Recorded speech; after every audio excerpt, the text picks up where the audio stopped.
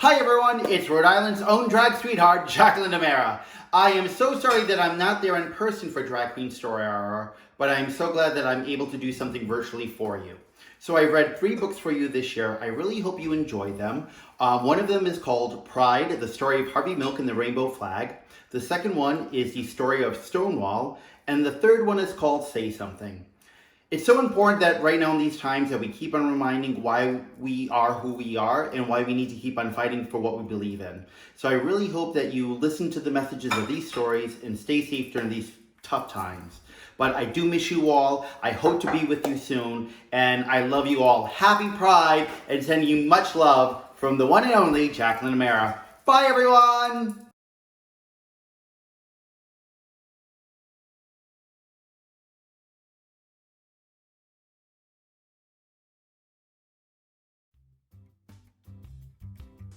Stonewall, a building, an uprising, a revolution.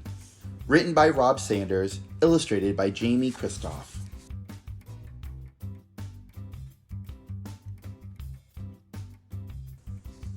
Two stable houses side by side. For more than 100 years, we witnessed history.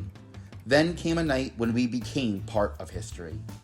We were built in the 1840s to board the horses of the affluent in New York City's Greenwich Village.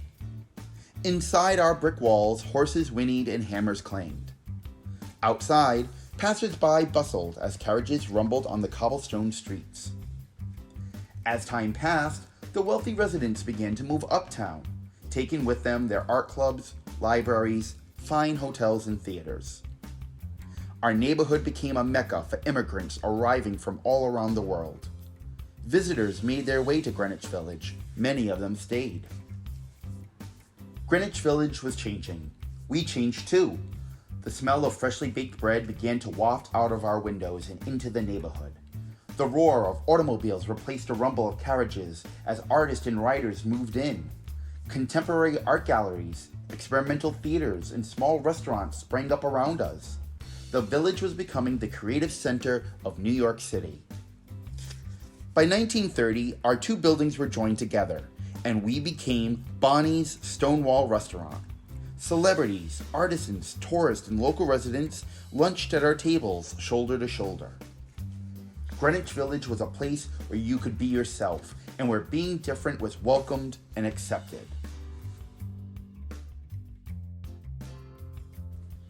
Newness thumped in the heart of Greenwich Village in the 1950s, vibrating our windows. Musicians played on the streets, jazz filled the air. Poets performed in restaurants. Artists painted in their studios. The beat movement arrived, and we witnessed it all. Leading up to the 1960s, our neighborhood welcomed gays and lesbians, men who loved men and women who loved women.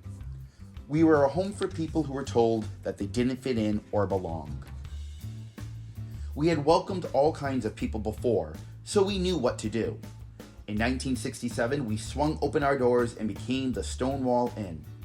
Gay men and women from throughout the city and the country came to meet old and new friends, free to be themselves inside our walls.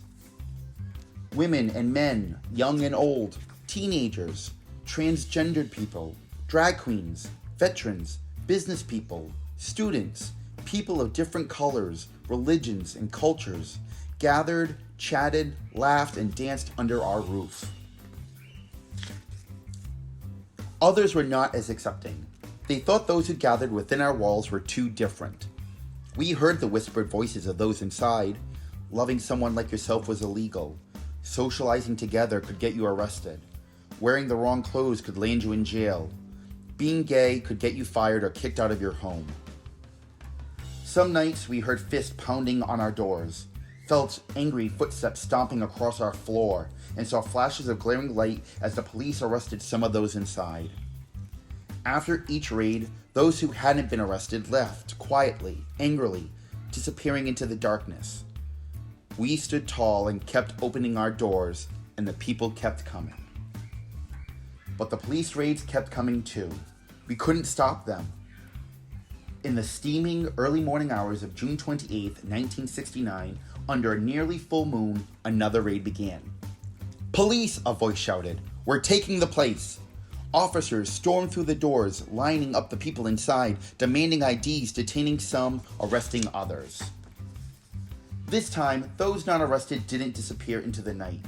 Instead, they stood defiantly in the street and on the sidewalk under our rusty sign. This time, they weren't quiet. As the ones arrested were led to police cars and patrol wagons, the anger of the growing crowd was lit. "Why don't you do something?" yelled one woman as she was forced into a police car. Immediately, the spark of anger grew into a smoldering resistance. Shouts and screams echoed off bricks, fists thrust in the air. We saw the faces of the crowd and felt their rage. The Stonewall uprising had begun. The police, shocked by the defiance of the crowd, rushed back in and barricaded themselves inside. Our friends stood outside, trying to force open our doors. Our windows were shattered. Smoke drifted through our rooms. We stood firm. Years of silent anger inflamed the crowd. The police called for help, and it soon arrived. The fires were extinguished. The police came back outside, but the crowd's anger was not extinguished. "Gay power," the protesters shouted. "We want freedom." The police had never seen anything like it before. Neither had we, and it wasn't over. The Stonewall uprising continued on and off for several days and nights. A new day was dawning for the gay rights movement.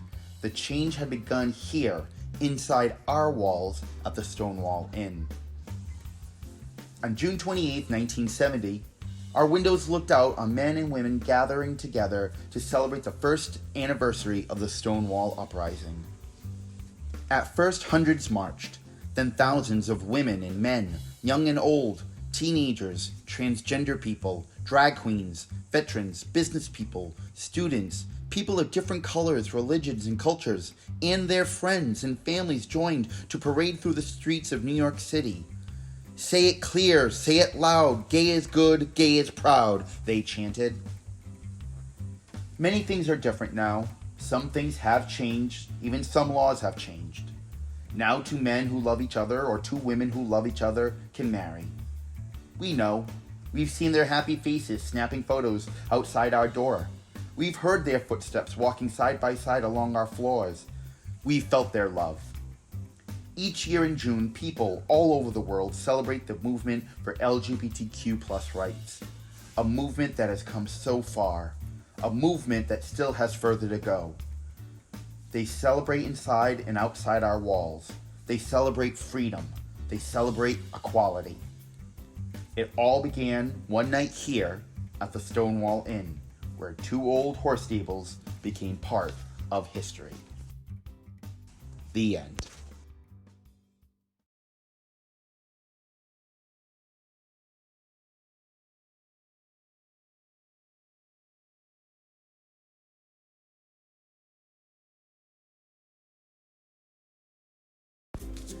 Say Something by Peter Hamilton Reynolds. The world needs your voice. So go ahead. It doesn't need to be perfect, as long as it's from your heart. You don't have to be loud. Powerful words can be a whisper. You can say something in so many ways, with words, with action, with creativity. If you see someone lonely, say something by just being there for them. If you see an empty canvas, say something with your brush. If you see an empty lot, say something by planting a seed and watching it bloom. If you see someone being hurt, say something by being brave. If you see something beautiful, say something with the poem. If you have a brilliant idea, say something with confidence. If you want to show the world who you are, say something with style. If you are angry, say something to help people understand. If you see an injustice, say something peacefully and inspire others to do the same. Sometimes you'll say something and no one will be listening, but keep saying what is in your heart, and you will find someone who listens. Keep saying it, and you might be surprised to find the whole world listening. If you are grateful for being alive, quietly say something to the stars, to the universe.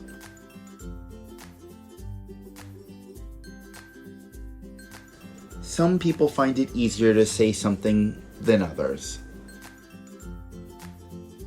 but everyone has something to say.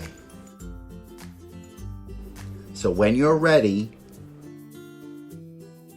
say something. Your voice can inspire, heal, and transform. Your voice can change the world. Are you ready to say something? The end.